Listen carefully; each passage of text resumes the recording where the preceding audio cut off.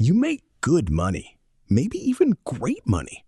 And somehow, by the 25th of every month, you're checking your account balance like it owes you an apology. Sound familiar?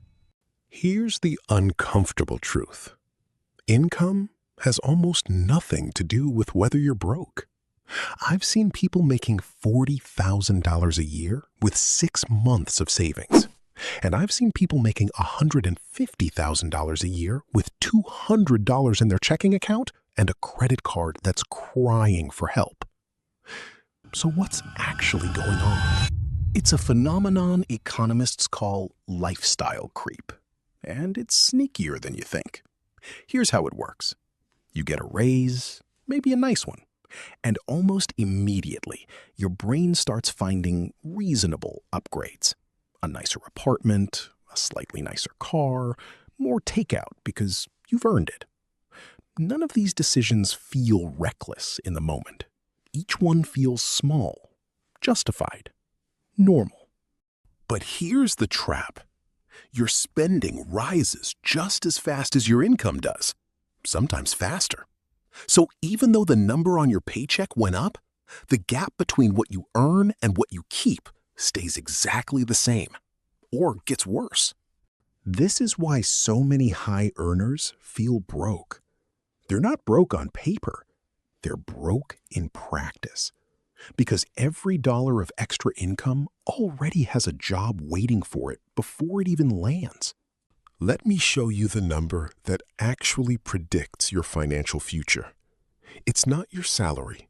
It's not your net worth. It's your savings rate. The percentage of your income you keep, not spend. Two people can earn wildly different salaries and end up in completely different places, purely based on this one number. Person A earns $60,000 a year and saves 20% of it. Person B earns $150,000 a year and saves 2% of it. Guess who has more financial security in 5 years? It's not close.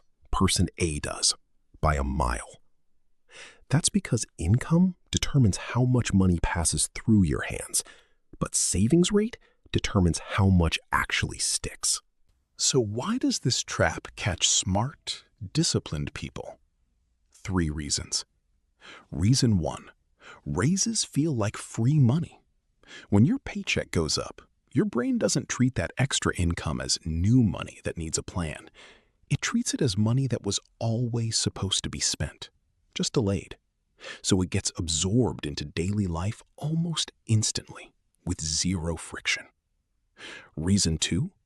Upgrades feel invisible.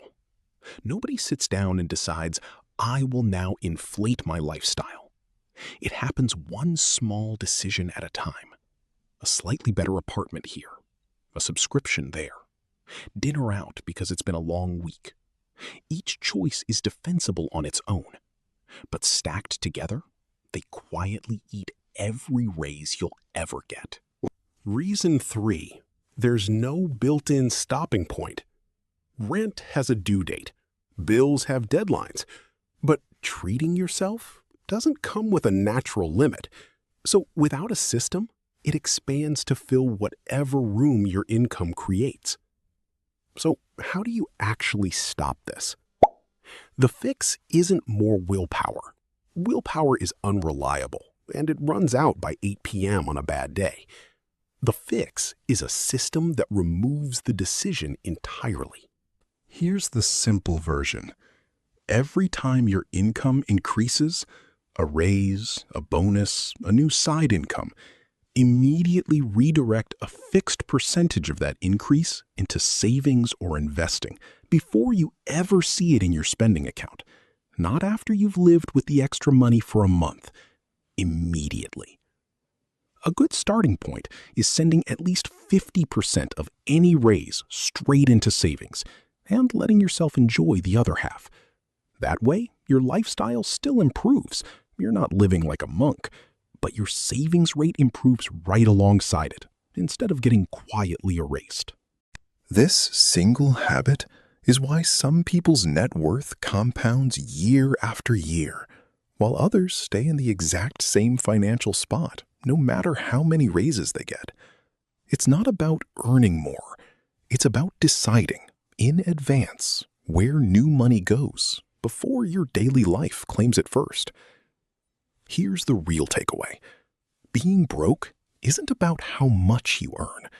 It's about how much of what you earn actually stays with you. Fix that number, and everything else, the savings, the security, the breathing room, starts to follow on its own. If this made you rethink your last raise, you're already ahead of most people who never stop to ask the question.